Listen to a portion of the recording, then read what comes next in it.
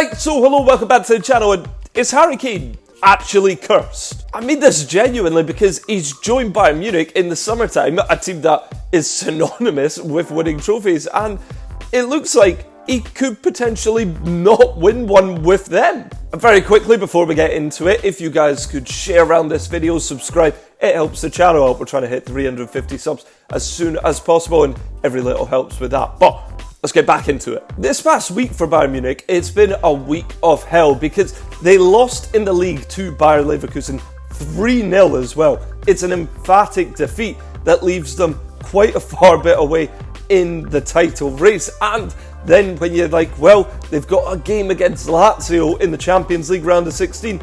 Yes, it's away from home. They should probably be winning it.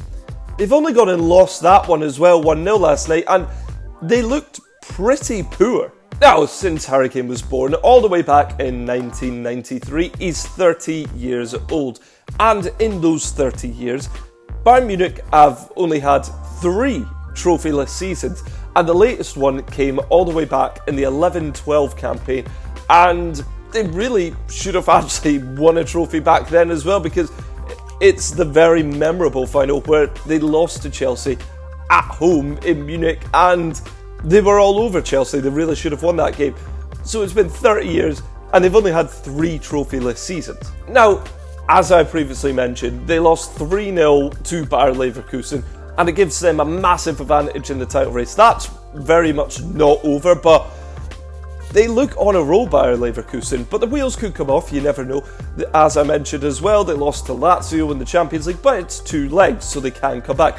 But they have already lost the Super Cup 3-0 to Leipzig earlier in the season, and they're already out of the Pokal, and that was an embarrassing 2-1 defeat to Saarbrücken, who are a 3rd division team whose name I've completely butchered, and that's inexcusable, the fact that they've already gone out of pretty much all the cup competitions.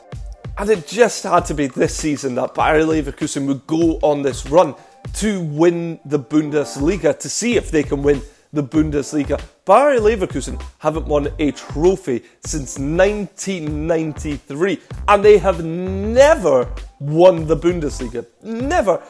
You think of the teams all the way back in the early 2000s, the ones with Michael Ballack, Lucio, so forth, even Berbatov in there.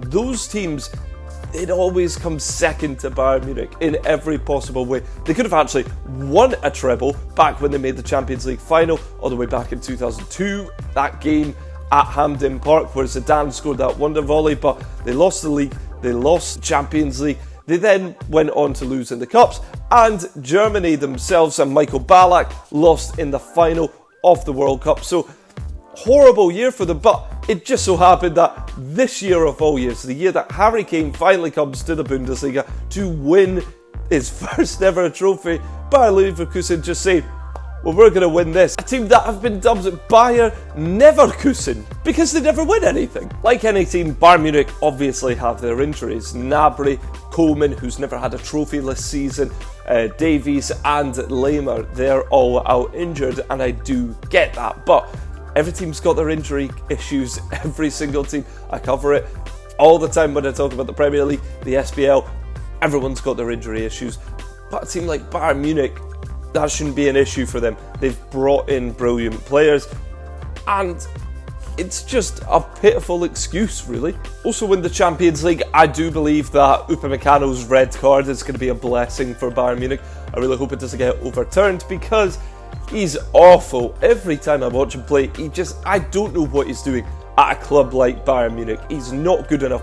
Even when he plays for France, I don't understand. He's someone who is rash, goes into challenges, and just makes constant errors leading to goals. It's not someone who I would have faith in at centre-back.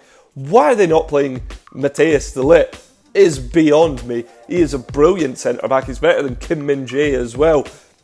It baffles me. At Bayern Munich, they've got a second leg. It is at home as well. I do see them turning it round, but the performances have been so poor. They obviously have a chance at the Champions League, but because of those poor performances, the likes of the German media have been heavily critical on Thomas Tuchel, especially after that 3-0 defeat to Leverkusen. And when you look at the critics, they also look at Harry Kane. Now, Harry Kane, wonderful, wonderful player. Drops in deep, brilliant range of passing, but that's not what I want from my striker.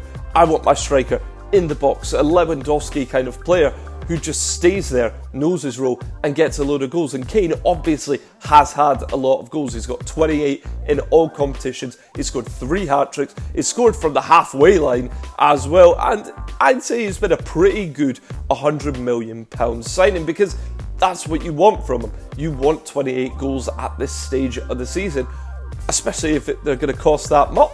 But for all the praise that Harry Kane deservedly gets, and he is very underrated, he's not a big game player. He doesn't handle the pressure very well. And it's true, because you think of the big games that he's ever played in, and there's no real memorable moments. He's played in 4 finals. He's lost all 4 finals. The memorable two, of course, being the Champions League one against Liverpool, where he was injured slightly, but he was non-existent in that final. The game against Italy for England at home in the Euros, a game that England really should have won, he was non-existent in that as well. What memorable moment did he have?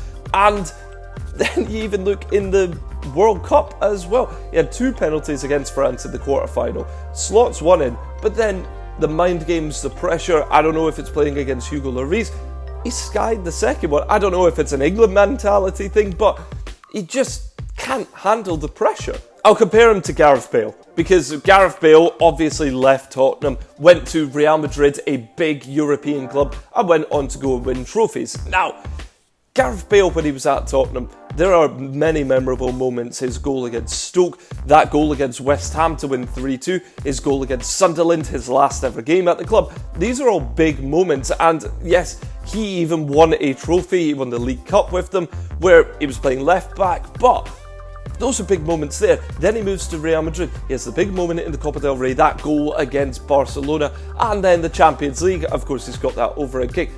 Gareth Bale is a big game player. You think of the likes of Wales as well. Harry Kane's not got that. There's not as many sort of match winners, memorable moments. There's goals that you remember, but they're not particularly big moments or big shift in momentum there. Now, I do believe that Harry Kane is going to win a trophy, but I also think that he's been rather unlucky not to win a trophy, in a way that Tottenham, every time they would get to a final, they don't get to as many finals where they would play the likes of Chelsea in the FA or League Cup. They'd play Liverpool in the Champions League. It's just, those guys were built for finals. They know how to win. They know how to get over the line. Tottenham, because they didn't get to as many finals, it's harder for them to have that experience and the game management. So that's why a lot of players who get to finals, it's why Man City are so successful right now. They're always in the finals of pretty much anything. That's why Bayern Munich have usually been so successful, and so forth. You could go on.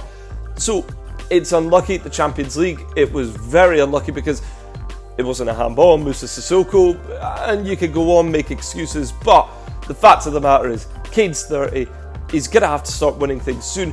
He might not win something this year. Don't for a second think that he's not going to win something with Bayern Munich next year or the year after that, because Bayern Munich, as we've established, they don't have many trophyless seasons, and Harry Kane, he's going to get his trophy, hopefully not with England, but he's going to get his trophy eventually.